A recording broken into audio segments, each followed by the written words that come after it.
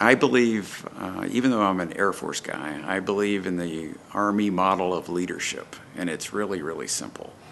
There's only three pieces to it. The first one is accomplish the mission, because unless you accomplish the mission, nothing else matters. And a good try that's not good enough, and how hard you work isn't good enough, so you have to actually accomplish the mission.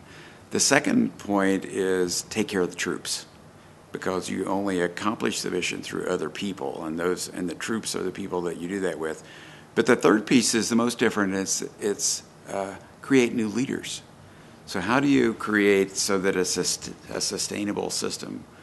And thinking about that as part of leadership and part of what you do every day really is quite different. When I came to the museum, I've been pretty open about this, that I'm only going to be here 10 years. I tell people it's like playing second base for the Yankees. I get to come in and play second base for some time, and then somebody else gets to play second base. It's about the Yankees. It's not about us.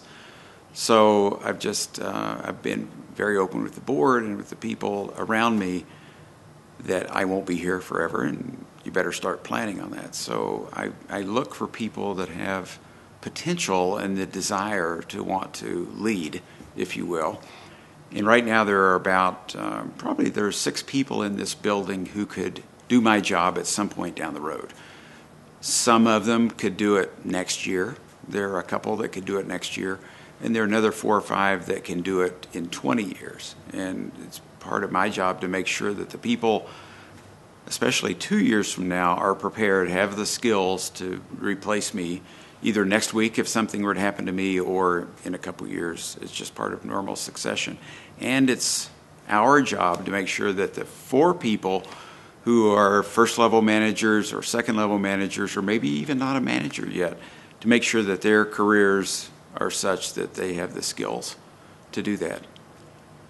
And a large piece of this is, do they want to lead? Because if they don't have that burning desire to do this, then it doesn't matter what their skill set is.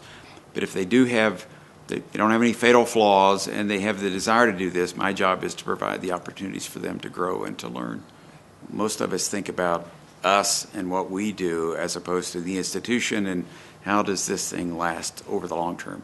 And when you work in a museum, that's very different than when you work in business. In business, you're thinking maybe about the next quarter or maybe a year from now. But in a place like this that's 111 years old, you have to consciously think about who's going to follow you. I'm only the 7th person to have this job permanently in 111 years.